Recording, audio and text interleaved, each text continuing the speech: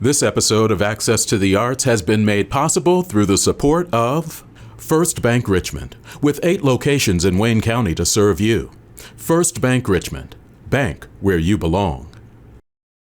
Hi, I'm Eric. Welcome to this month's Access to the Arts. A little bit later on, we'll talk to the art guy, Shaun, and find out a little bit about Palate to Palate. Also, we're going to hear about stinky cheese at Richmond Civic Theatre.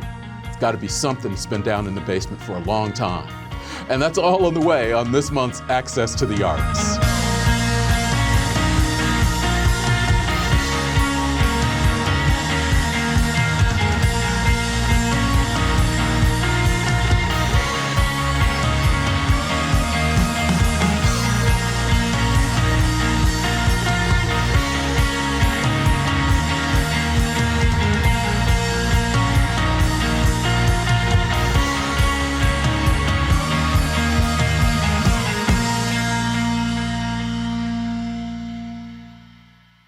And we open this month's Access to the Arts by talking to someone we've had a chance to speak with before, although it's probably been a year since you were here, wasn't it? It was probably around this time. It was this time last year. And I wonder why. You're not going to bring the rain this year, are you? Hopefully there's no rain. Hopefully the weather that we had yesterday or this week or recently with the snowfall, we'll have again nice cold so that the ice doesn't melt, and then it's just a nice winter wonderland. This show is being recorded in the first full week of January when we've just had a nice 7-8 inch snow, and it makes us think about the meltdown, which is coming up later on this month, a little bit later than what you would normally have it. Why did you do that? Well, it's just how the schedule aligned and everything like that. So typically it's the first this is the last full weekend in January. This year, it has had to align to be more towards the very end. So it's January 29th through February 1st this year. We're talking with Ed DeLaPaz, owner of City Life FYI. He is involved with a number of different boards and events around the community and also a volunteer and board member for the Meltdown. Thanks for being here, man. Yeah, thank you for having me. Let's talk about what this lineup is going to be, because people are used to some of the events that you're having. They may not be used to where those events are or when those events are. So the carvers are going to get in about when? The carvers usually start arriving around Sunday, Monday, and then they go straight to carving ice. Usually take a couple of days. We have a lot of ice to put out and to put around the downtown Richmond area. Right. So usually the first few days they're here, it's set up the ice, let's get it carved, and let's start getting it out to different places. We do have some private events of where some of the schools get to come in, meet the carvers. We do some other outreach programs. But then we start doing the community events starting on Wednesday. Talk a little bit about that. What kicks things off for us So this the year? schedule is a little different this year. We're trying a couple of different things, moving around the things. So normally it is Chili for Charity that kind of kicks off. Right. Meltdown, which is typically on Wednesday. So, but this year, Chili for Charity is going to be on Friday. So we'll get to that in a second. But on Wednesday will be at Paint the Town, the Frozen Costume Contest will be on Wednesday night. 5:30, that will be the main event that kind of kicks off everything there. So there might be a moose by the name of Melty, might be in attendance. There may be some other costume characters out and about that may be making their way to Richmond for the Meltdown. So there's be opportunity to kind of meet them, kind of celebrate the Christmas. Not the Christmas. Celebrate the Meltdown season. That Frozen Costume Contest has become really popular. That's kind of a combination of Paint the Town and Ullery's Ice Cream. I know I went a couple of years ago, was supposed to be at Ullery's. Way too many people for that shop, so they moved it across the street. Now they found a home with Paint the Town. Yes, yeah. So we'll be in the back area of Paint the Town. We had a large amount of people that attended. We had free food and everything like that. So we definitely want to thank Ullery's for kind of organizing this and putting it together and bringing it, and it's now like a part of the Meltdown. Nice. It's a lot of fun. It's always good to see the dress up. And the kids can register day of the event. This is not a pre-registration type event. You just show up and you get entered into the contest. Cool. On Thursday, where are we? So Thursday, we will be moving over to Morrison Reeves Library. We'll be doing the Meet the Carvers. So this is kind of the community, mostly for the kids. They'll come around 3:30. There'll be a display, and they'll cut the ice live in front of everyone.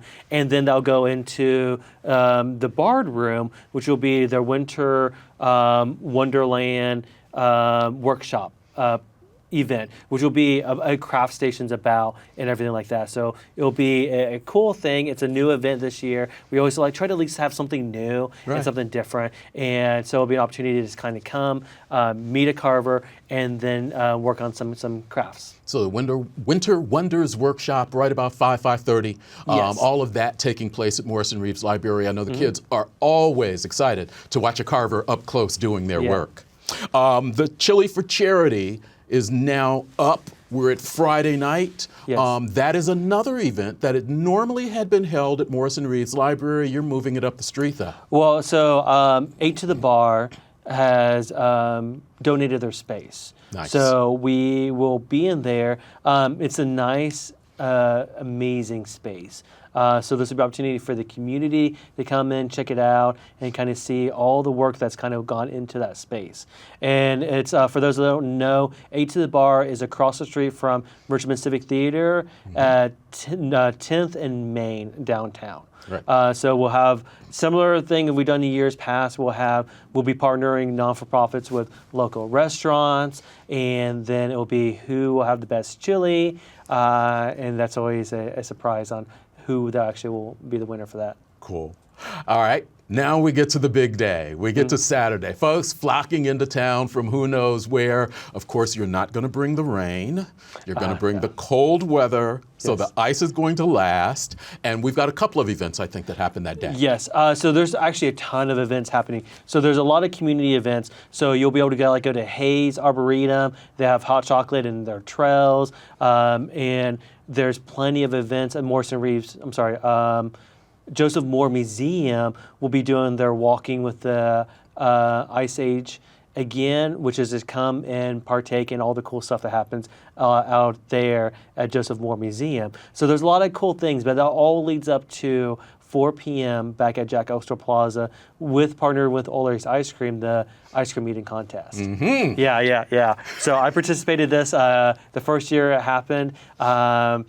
My tongue He's froze. still traumatized. He just can't get over it. Yeah, and my tongue froze. It was an experience, but come out and definitely support these teams. It's a really cool event. And then that leads into the Meltdown Throwdown at 7 p.m., and that's the signature Team Ice versus Team Fire event. Should be a whole lot of fun. That even in the rain last year, that packed them out there. Yeah. I will say I was worried. Being a part of the Meltdown Committee now for almost 10 years, and when we knew we had all that rain coming in, I was like, this is going to, no one's going to show up, right? They showed up, man. Well, so it was 10 minutes till. There was maybe about 13 people in the audience.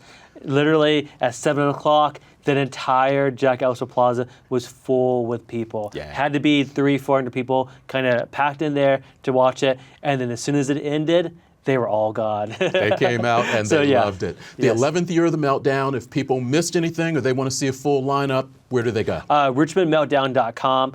You can also follow us on Facebook at facebook.com/RichmondMeltdown. That's where I'll be doing all the updates, providing all the information. So that's how you can kind of stay in touch and kind of be a part, come and be a part of the Meltdown. It's always a great time. Back a week from where it is, give us the dates one more time.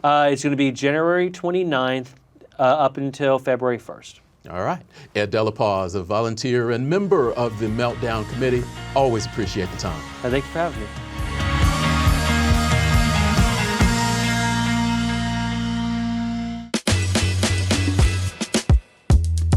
It's a place where everything flows and nothing else matters.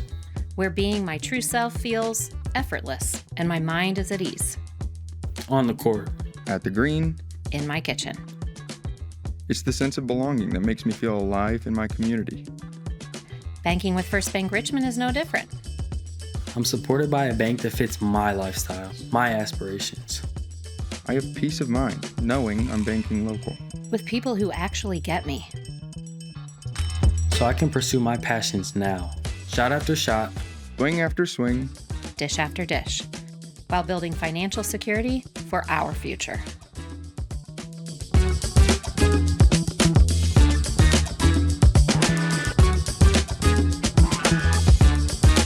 First Bank Richmond, this is where I belong.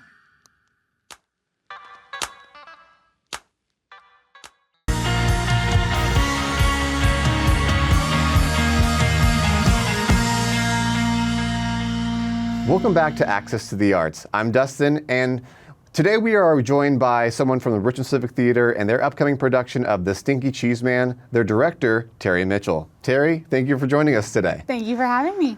Now, you've been involved with the Civic Theatre for a few years now. What made you become involved at first, and what's made you come back? Yeah, so I actually have a love of Tim Burton. I know that sounds really random, but it's important. The stage one at the time, this is my third season involved, so stage one at the time was doing The Legend of Sleepy Hollow. My boss, Lori Current, and Ryan Shaw, the director of stage one, they both knew I have a love for Tim Burton, and so they reached out to director David Cobine and told him I wanted to be involved, and he reached out to me, and I became the production assistant. And you've been doing stuff ever since. Oh, backstage, right? You're not on stage? No, ever? I have never been on stage. Don't plan to be on stage yet. Give it time. You keep saying that. Give it time. We'll see. For the right production, I think it'll happen. There is a right production. I won't say what it is. It's okay. But they know. It's all right. I think you actually even know too. I probably know. It's okay. It'll be our secret. Don't worry. Okay. Thank you. So, being a first-time director, how has this been different for you compared to your previous roles backstage for shows? Yeah. So being the director, I mean, you get a lot more say for sure on your vision and everything, what you want to see on stage and how you want the production to come to life. So it's been really cool. Directors I've worked with in the past have given me a smidgen of that opportunity when I've worked with them, and so I, got to do it a few times, and I was like, oh, I like this. Yeah. This is fun. And then I love working with kids, and so this show came available this season. It's a perfect starter show, I feel like, for a beginning director, and I was like, I'm there. I'm going to do that one right there. Okay, that's fantastic. Now, you mentioned the kids. How many kids are there, and what are their age ranges? So we have 32 kids in this production. 32. It's a lot big of kids. show. I know. They range from age 7 to, I believe, 16. Okay. So it's that's wide range. Yeah, wide. And is there double casting? Tell us about that. There There are a couple kids that are double cast. Okay. But for the most part, no, they all have their individual lines and individual roles. They each get time on stage, so that's really cool. And it's really exciting for them to, I keep telling them, you get your time on stage, make it your own, and really embrace it while you're on there so the audience can enjoy you while you're on stage. Have you seen any of the children grow as the process has gone on? Yeah, actually, we have, I believe, 6 or 7 kids. It's their first show. Oh, wow. So that's always fantastic. I know, and it's been really exciting because they've come on and not knowing what to do and seeing them on auditions being kind of quiet at first, to now they're just fully embracing their role, and they're very funny and loud and getting very into their character. It's been really exciting to see them progress throughout rehearsals. Yeah, and that I mean, they're just bitten by the theater bug after that. There's so many. Even adults that you see them grow throughout the process, and they they go from the caterpillar to the butterfly type thing. I mean, example, production assistant to director. Yeah, exactly. You grow, you learn, and you grow. You learn from skilled people, and you grow from there. Exactly. That's fantastic. Thank you.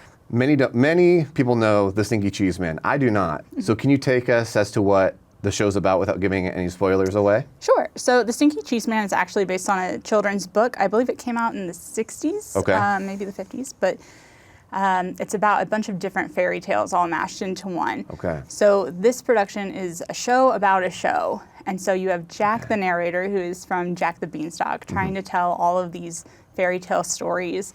And there's a lot of chaos involved with the characters, and it just kind of goes crazy, and he's just trying to keep it all together. Okay. But it's a very comedy show, lots of laughs, lots of good times. Okay, Yeah. that's fantastic. So why should the community make sure to see this production? Because is it one weekend that it only plays? One weekend. One weekend. Yep, one weekend only, and they're going to laugh so hard. The show is kind of it was a blank slate show. So some scripts, have blocking in them, and character will do A, B, C. We didn't have that with this show. Okay. It was, here's the script, now do with it what you will. So when a director gets to, share their vision of the show, we truly got to do that with this show.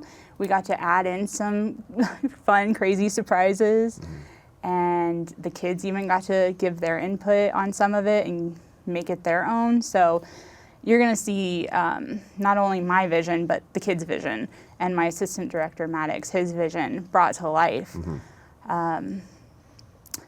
It's just, you're going to laugh so much. I mean, if you want a good time, come watch this show. And even though it's a kid's show, everybody's going to laugh across the board, adults, kids. It's just a great time. That's fantastic.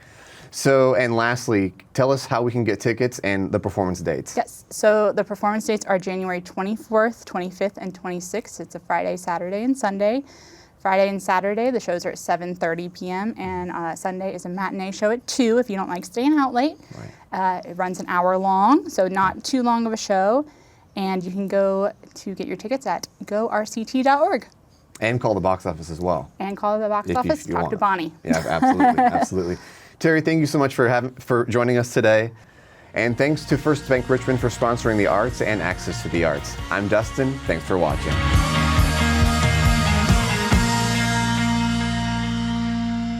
Hi there, I'm John Foss, Executive Director of Richmond Civic Theatre.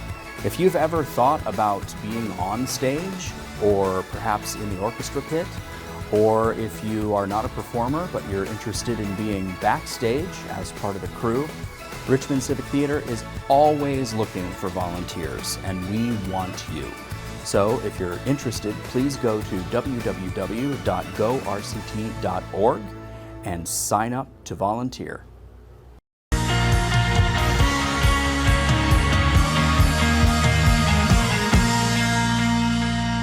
Thanks, Dustin and Terri, for that conversation about Stinky Cheese Man at RCT. Go rct.org. Check it out and definitely support the youth. We're going to turn to, is it the art guy? The art guy. It's the art guy. If we have time, we'll talk about that in a little bit. I've got Shaun Dingwerth with me here from the Richmond Art Museum. How are you, man? I'm great. Happy great to New see Year. you. Happy New Year to you. How are things at the Art Museum? Well, things are great. We've got some exciting exhibits coming up. We're getting ready to have all the kids come down to see that exhibition, which is by Antonio McAfee, who is a professor at Earlham College, a photographer.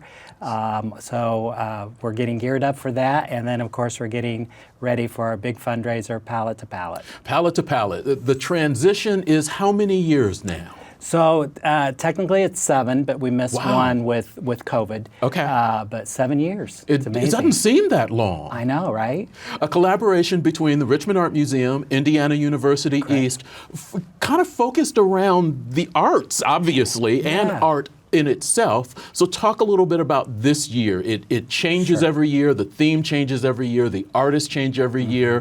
What can we expect? So Palate to Palate is very literal. So it really is about food and art. Great food, great art. It's a great way to socialize with people. We limit the capacity to 350 people. This year, our theme is cherry blossoms. Sakura is the name in Japan. And so it's going to feature Japanese food. We have one of the top Japanese restaurants who will be a caterer for this event this year. Nice. And then we have, instead of 4 artists this year, we have 5 artists. And many of the artists work in techniques or methods that would be done by a Japanese artist. So it's a great way to see art in a different medium.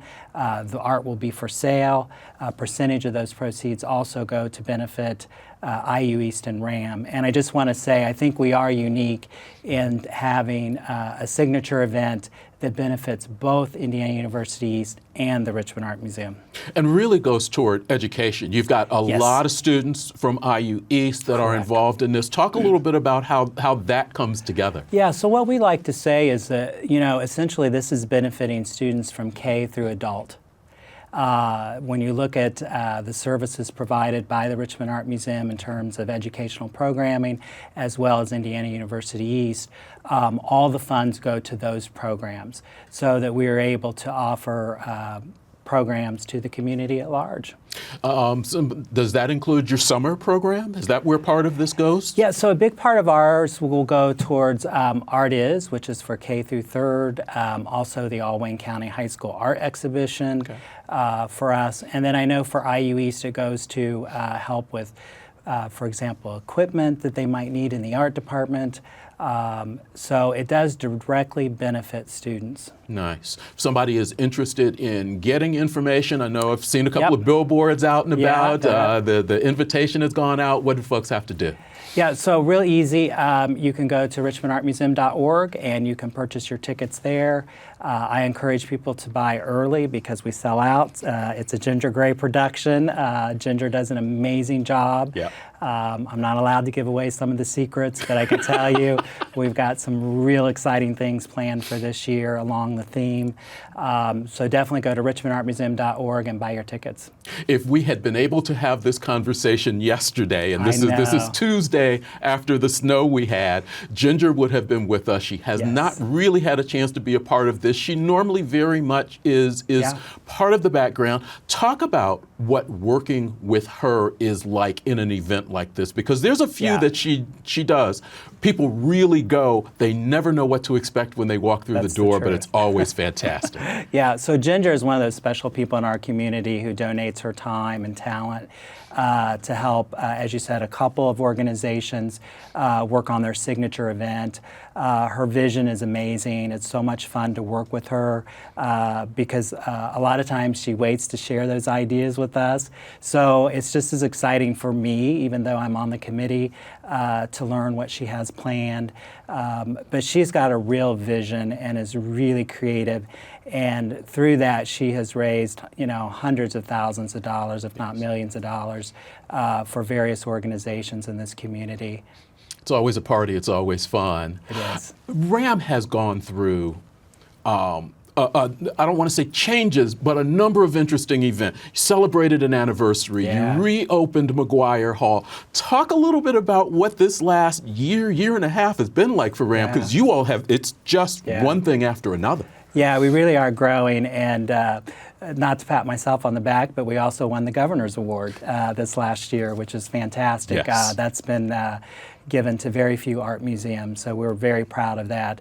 I think with the remodeling and moving RAM forward, our board is really committed to reaching out into the community, doing more things, getting kids specifically involved, and we are really seeing the fruits of that labor and growing.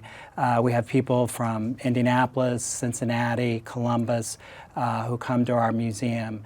As a smaller regional museum, we're able to do more exhibitions more often. So when you look at the major museums, they may do an exhibition for an entire year. So for people who love to go to museums, if you've already seen that exhibition, what are you going to do? You're going to go to another maybe smaller museum and see what they have going on. And so we make a real point to change out our exhibitions, change out our permanent collection, and then to your point, things like Palate to Palate, which just are a lot of fun. As you look at what's coming up this year for you all, obviously Pottery Palooza, things of that nature, but talk a little bit about how you all, being, what are you, the only art museum connected to a high school? Talk a little bit more about that educational piece that you all are hoping to do, obviously with the kids that are there at the high school, but completely, because we haven't mentioned Fantascope. As you talk about that educational piece, talk a little bit overall about how that became Sure. such an integral part of what you all do. So really, even from the beginnings, the reason that we are in a school is because our founders wanted us to be in a school. Because we know that if young people are exposed to the arts at an early age, they're more likely to be art supporters in the future. So to get in with them at an early age is really critical for us to build a future audience. And our board is very committed to doing that. And so many of the things we do have an educational component. So for example, you mentioned Fantascope. Not only do we screen these filmmakers' films, but prior to the screening, we have an educational component where someone in the industry comes and talks to students. And I think that's so important. You know, I'm a product of someone who loved art, and when it came time to go to college, my parents were like, we're not paying for an arts education. So I actually have a finance degree. So it's been important to me as a director, and I know for our board, is to provide these opportunities to young people to not only show them the techniques of art and different ways they can do art, but how to get there. What's the path? What do I need to do as a young person so that I can become a designer, or how can I become an artist and make a living from that? So we really do focus on that. And that's why events like Palate to Palate are so important, is to provide the funding so that we can give these opportunities to kids, almost all of them free. Cool. What have I missed? What do you want the community to know that I haven't asked you about in this short Well, conversation? I just say that Palate to Palate is February 15th. Okay. So if you're looking for something fun for Valentine's Day, There you go. There you go. And again, it benefits 2 organizations. So I think that's a feel-good opportunity to be able to, attend an event that's supporting 2 different organizations. I love collaborations. I think collaborations are really critical to our community. The arts are one of the strengths of our community, and the community really does show up and support that, and I appreciate that. Cool. Go. Help out the educational institutions, RAM, IU East, and their students. Have a really good, fun time, Yeah. some great food, and take some art home too. Palate to Palate, the 15th. Tickets available at? RichmondArtMuseum.org. All right. Shaun, always good to see you. Appreciate Likewise. the time. Thanks for watching this month's Access to the Arts. Appreciate Dustin and Terri sitting in, also having a chance to talk to Ed about the Meltdown. Get out, enjoy the area. Thanks for watching. Thanks to First Bank Richmond for their support. And as always, I wish you well.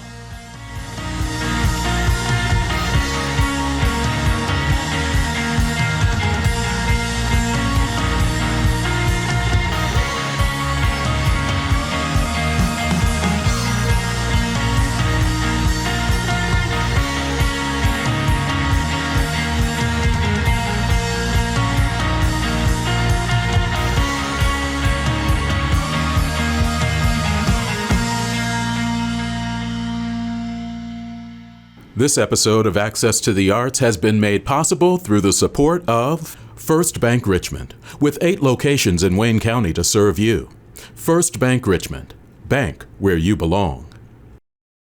After a chaotic day, the kitchen is my place of solitude. Hands carefully prepare, my mind at ease. First Bank Richmond provides the same peace of mind. Filled plates around the table. Shared laughter. Taking care of my family and confident in my financial future. First Bank Richmond. This is where I belong.